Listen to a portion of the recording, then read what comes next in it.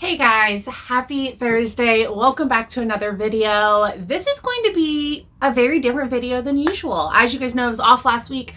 I do that sometimes just to kind of reset and refresh in the YouTube world. Sometimes content creation can be exhausting and you can throw yourself into it a lot. And so I like to take a day off from time to time, but I kind of regret it honestly, because I actually am going to be going out of town next week and I'm actually not going to be posting a video next week either. But today we're going to kind of do a short and sweet, catch up, what's been going on, what do you need to know about where everything is in my business right now. I have some books to put away, some orders to organize, and I no hair, I have hair, but hair's not done, makeup. I'm just like kind of raw coming to you guys today. So we're gonna like chit chat, dilly dally, is that the word? We're gonna just hang out for a minute and I'm just gonna talk to you guys about a few things I have on my list, just a few random topics. I want to talk a little bit about some of my inventory system. I want to talk a little bit about Whatnot as like a social platform and the benefits and things you need to be keeping in mind with that. We're going to talk a little bit about buyer etiquette and kind of unspoken rules on Whatnot, like kind of the culture of Whatnot. And then I'm going to talk to you guys about what's going on next week, where I'm going, and what to expect with all of that. So let's go ahead and jump into it. I'm just going to go ahead and set the camera up so that I can kind of put books away while I'm talking to you. So yeah, let's go and do that. So everything up here on the table is what was left over from last night's show. I've kind of been doing things a little bit differently on Whatnot. I used to go through all of my books one at a time, and lately I've been going through my chapter books just with the spines out and taking requests that way. And that's been a lot of fun. It's been making the shows go faster. It does tend to feel like leave a little bit more, but nonetheless, I like it because it really does just kind of make the show go faster. So a little bit about the inventory system here, just for those of you guys that care. This is obviously the main portion of my office. I have all of my books set up by the category of what the book is. So like kids chapter books are over here, adult and young adult chapter books are over here. All my board books are on this shelf. I've got vintage stuff at the bottom there. And it just kind of lives in the place that it lives because I have been in this office for 4 years now. And this is just the way that I set it up, and it's not really changed much. I've moved some stuff here and there, but for the most part, a lot of the stuff stays the same. And basically at the end of a show, I just kind of take the books and I put them on the shelf that they go. Obviously, these are all board books, and I just kind of find like a good spot for them. I might switch some stuff out. Got some good board books that were left over. I think only one board book got purchased. So when you guys are getting started, just make sure that you are thinking about the space that you're using and you're using it as wisely as possible. I see sometimes a lot of people will kind of, I don't know, like downplay how much space they have and make it seem like, you know, I just don't have that much space, or, oh, da da da da. For me personally, I'll speak on behalf of books. If you're selling books, you should have bookshelves. It is a non-negotiable. There is no reason why you can't have a couple bookshelves. And I am not maximizing these. I used to. If I can, I'll try to find a photo of what these shelves used to look like and I'll insert it here, because it was impossible. Everything was double stacked. It doesn't look like how it looks now. It looks so much better now. And it was bad. That's so funny. I forgot about that. Anyway, you can maximize these shelves. So have bookshelves. If you're selling like clothing, one of the best systems I've ever seen for clothing is the bag in box method, where you like are bagging your clothes, labeling them, and like putting them in boxes, just in numerical order. I always thought that was one of the better storage options for clothing. Hard goods, you can do a bunch of Tupperware containers and then have them categorized. So for eBay, I have a lot of my eBay stuff categorized by like, it's a lot of plush, and I'll separate the plush by like name brand Disney branded plush versus like standard plush that isn't really necessarily branded. And then I'll have hard goods by like what type of hard good it is. So I'm just breaking it down into categories. So hard goods, I feel like tends to work really well. Buy it now. I'm going to talk to you guys about that in a second. These are going to go to the buy it now. Sometimes I look at a book and I go, you know what? This is going to sell better with pictures and a price than just putting it on my shelf. So yeah, just having a good little inventory system, figuring out what it is that you're selling. I will always recommend niching down because that is where I found so much more happiness in my business and overall just way more flow and functionality. Once I niched down to books, and then I do still do toys. Well, it's stuffed animals with some toys, like educational type stuff, as well as some home goods, but it's very limited, and I'm spending 98% of my time and 98% of my money every month on books. It is a very small percentage of time and money that goes towards investing into another niche. For those of you that sell specifically on Whatnot, having a good inventory system is also important, because when somebody asks me for a book, I want to know where it is. And so I don't necessarily organize based on what I think is the maybe most logical way of organizing, because I would organize these totally different if I was going off of logic. I go off of what works for me.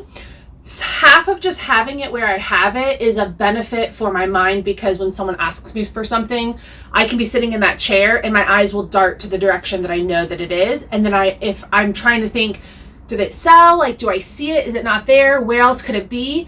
In my brain, I can go, there's nowhere else in this store it would be. It has to have been sold. Or I might have put it over here, because sometimes I do put those there. I need to know that for myself. And having a manageable amount of inventory is also helpful in that space. When you have so much that you can barely, navigate your stuff, it's going to be tough. It's a big reason why I haven't taken Christmas photos of books, because there's so many of them. I just don't even want to deal with them. All right, let's go ahead and move on to our next topic. I just wanted to touch on that. Oh, buy it now. So I also have my buy it now stuff over here. So this will just kind of basically sit over here on the ground. I'll show you that real quick. So you can see over here, this is everything that's listed on this shelf, as well as this middle shelf here. Don't come at me. And then everything in these stacks here still needs to be listed. So the thing that's nice about that is just, again, when I think these books may not sell well on the shelf, I can put them over there. So I'll go through these.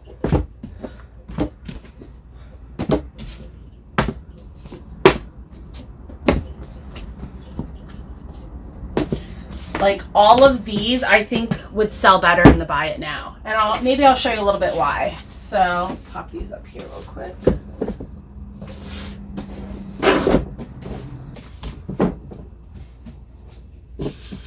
Actually, this as well. So like this is an autobiography. This is a really obscure book that you can't really tell what it is by just looking at it. These are books that I don't like sitting on my shelves because they tend to sit for a long time.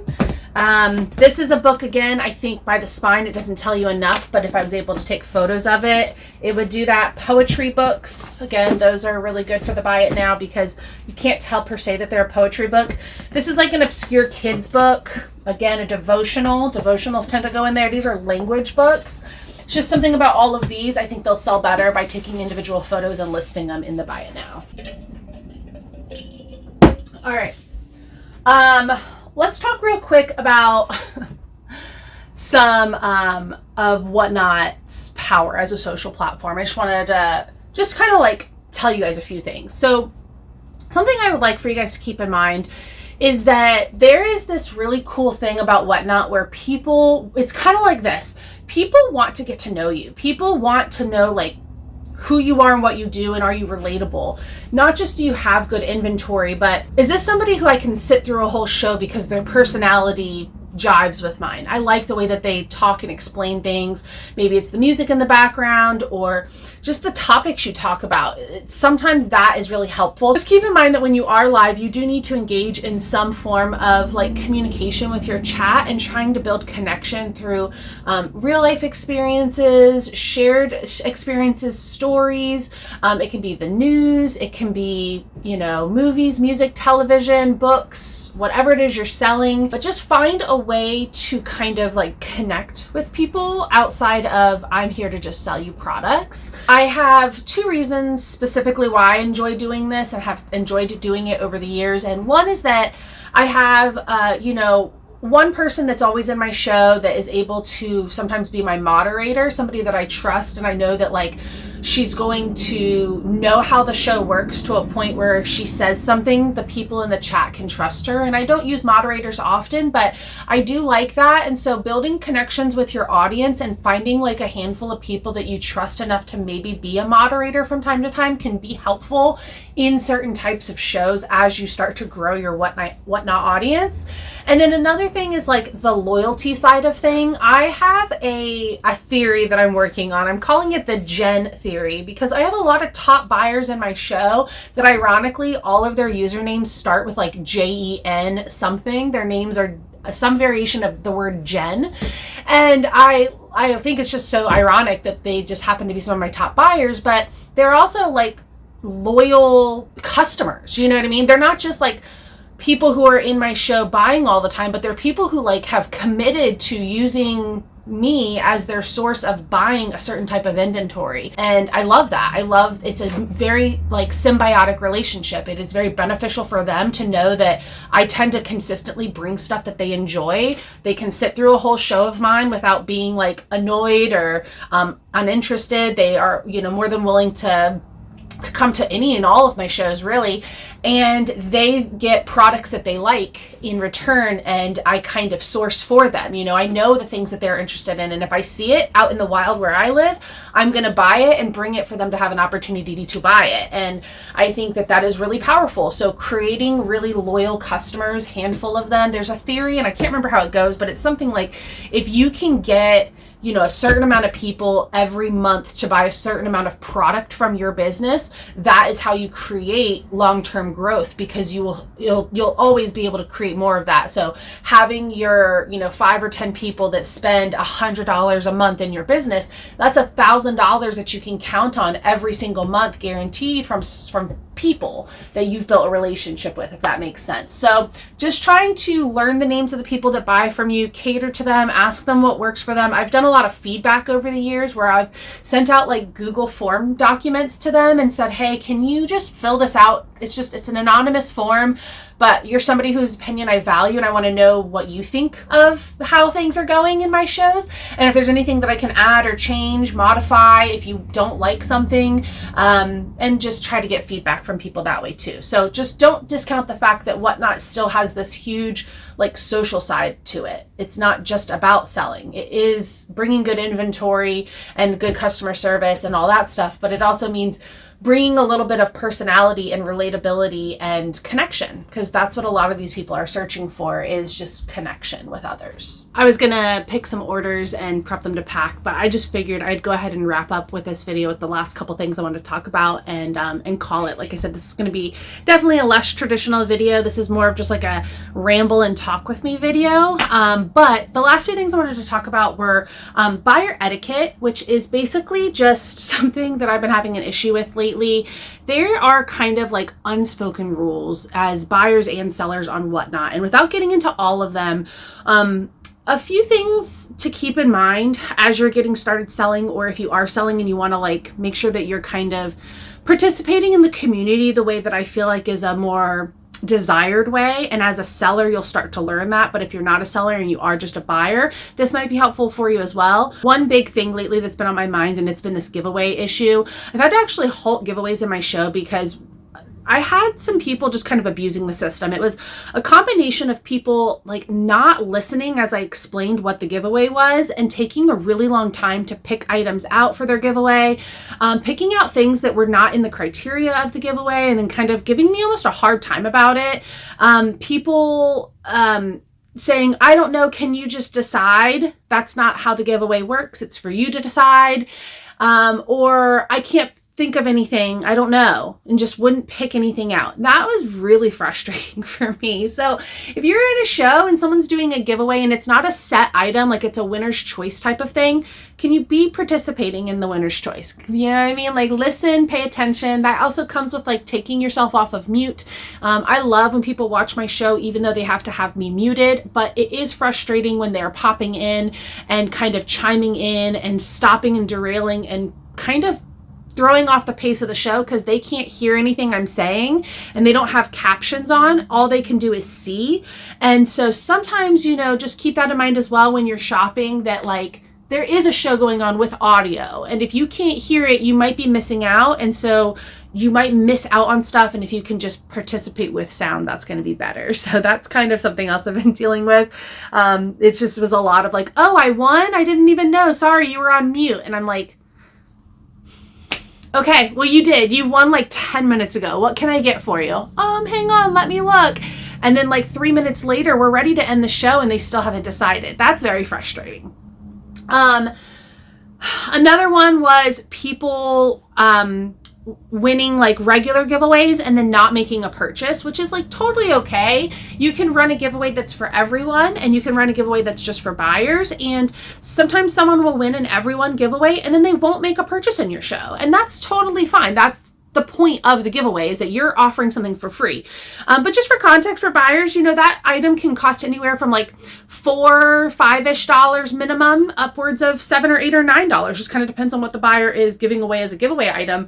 And that goes, or sorry, the seller is giving away as a giveaway item. And that goes from the pocket of the seller. We pay out that fee. So it can be a little, unfun when you are running regular giveaways as a fun thing and you have not just 1 or 2 but 3 or 4 or 5 people who win a regular giveaway and make no purchase. And the reason why that's bothersome is because not only am I giving you away something completely free, but you have discounted shipping after you won that giveaway. So now your shipping may be free, it may be severely discounted, or it may be combined where like it's a max shipping. Like I've already paid the shipping and now you'll never have to pay shipping. You can buy anything without having to pay shipping. It differs from every show, of course.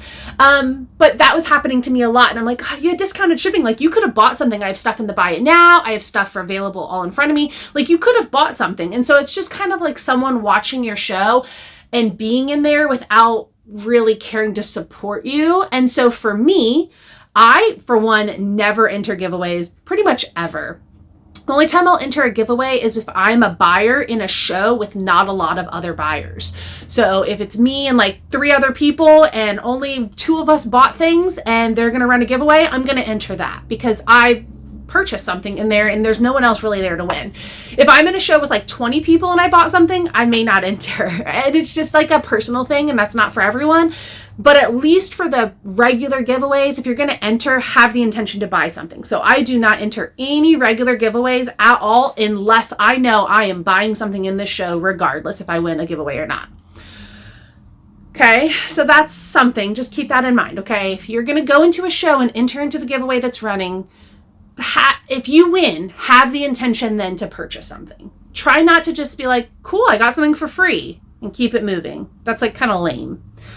So that was happening a lot, like a lot. I was getting like every time I do a raid giveaway, it was going to somebody like who I had never sold to before, which was okay. And then that was it. And it was just like, and it was happening like every week, like multiples. Like I was doing like 5 a week of people who weren't making purchases and winning a giveaway. That's like $20 to $30 out of my pocket every week just out of giveaways.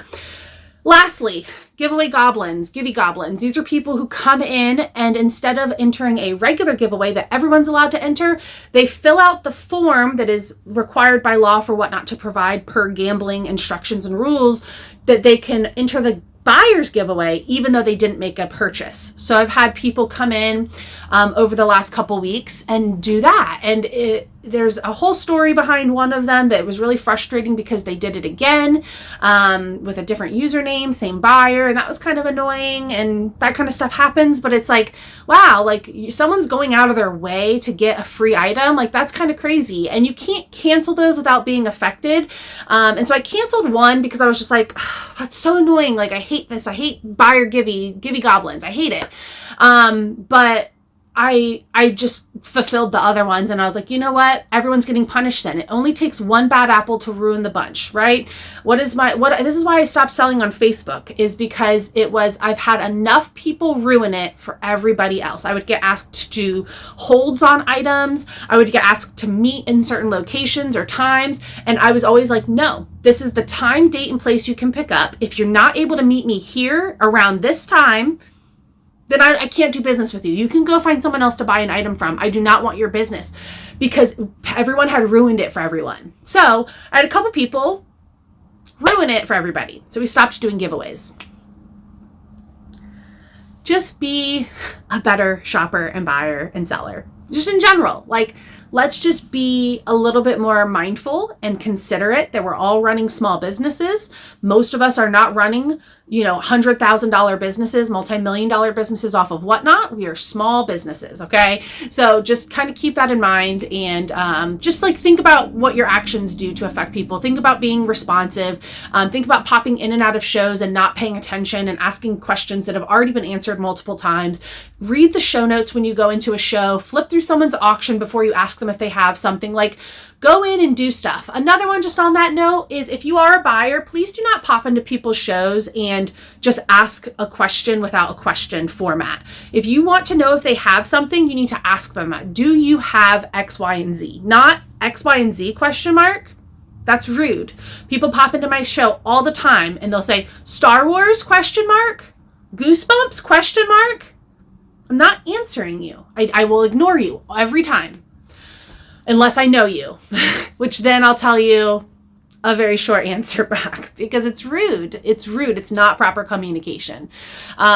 So just be mindful of streamers. Be mindful that we all have like realities that we have to be professional at all times. We don't have a keyboard that we can take a deep breath and type our response back. We have to be 100% all the time. So that takes a toll, and it's hard. And then on top of that, I'm a content creator, and I get frustrated with having to curate content sometimes when it's like I'm just trying to run my business. So it's a hard balance sometimes, but I can get frustrated with that kind of stuff, and I don't always express it, but I'm expressing it here as a PSA, not to my buyers or people who watch me on Whatnot, but to people in general. Like, as you navigate through Whatnot, there's just some levels of like unspoken languages.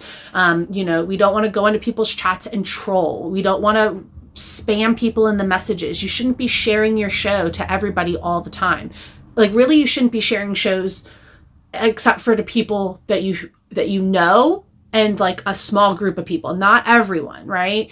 You shouldn't be direct messaging people a million questions, especially outside of their streaming time. Like, I go live twice a week, sometimes 3 times a week, but I answer questions 24/7. It's just that sometimes I get messages where I'm just like, this is a message for the show, so I'm not answering this message. I'll see you in my next show and you can come in and ask me that. That was an inappropriate question for the context, if that makes sense. So just like be mindful, like as sellers and buyers, just be mindful. That's my kind of PSA. Okay. That was a little bit longer of a rant than I expected, but as you can see by my face, it's something that's been really bothering me, and it's been stressing me out. It's been causing me a lot of like anxiety. And there's more to it, like also just the fact that like the Whatnot giveaway system is rigged. It's very inaccurate. It'll pull the same winner so many times, and there'll be people that never win. And there'll be someone that wins 3 times. It's just weird. It's just annoying. So anyway, I'm over that right now. Okay, let's talk about the last thing here on the docket, which is something that I am way more excited to talk to you guys about, and that is the Books and Beyond conference. And so for those of you guys that don't know, I'll try to see if I have an image here I can put in of kind of what it looked like last year a little bit. But this is the Books and Beyond conference 2024, first annual. This will be our second time getting together. Same location. It's in Las Vegas, Nevada. It's going to be from the 10th to the 12th. If you are interested in attending, you can go to booksandbeyondcon.com and see all the details and information if you just want to check it out and see what it's all about, or look at any pricing, especially if you're local and you could make it there via driving or a short, cheap flight. That's always cool too. I know it's a little last minute, but I will be speaking at that conference. I spoke last year talking about Whatnot, and I'm going to be speaking this year talking about Whatnot and a few other things as well. The conference is primarily made up of Amazon sellers, Amazon booksellers. It's just primarily booksellers in general, but also people who do different things within book selling. So maybe they do outsourcing of pallets. They have stores. They have large operations, small operations. It's a very unique, eclectic group of people. There are people who source primarily for online. There's people who do retail arbitrage. There's people who do thrifting. It's so fun. It's really, really cool. And so I'll be speaking there again this year, talking about Whatnot, and I'm going to talk about basically like expanding their business outside of Amazon, other selling platforms they should consider, ups and downs, pros and cons of everything. And we're just going to talk broad scope, just reselling books in general. And for a lot of the attendees, these are going to be people that are just getting started on Amazon or have just recently started in maybe the last year, and they are looking to just grow their business and learn about book reselling in general. So it's really, really fun because it's just booksellers, and I love it. I will be sharing on my story. So if you're not following me on Instagram, you super should. My name is the same on Instagram. It's just Resell Maven. You can follow me.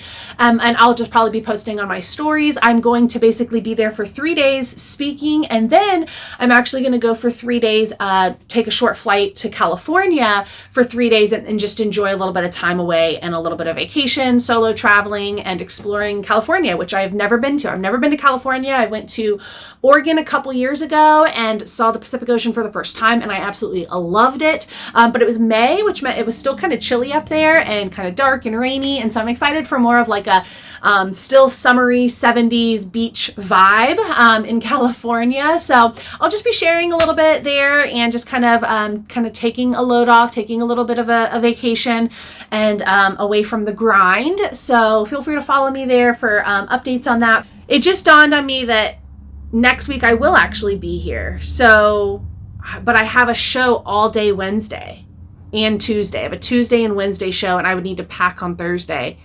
Maybe I'll do a live on Thursday? I don't know. I might not see you guys for 2 weeks. I'm so sorry. This is going to be a weird month of content creation.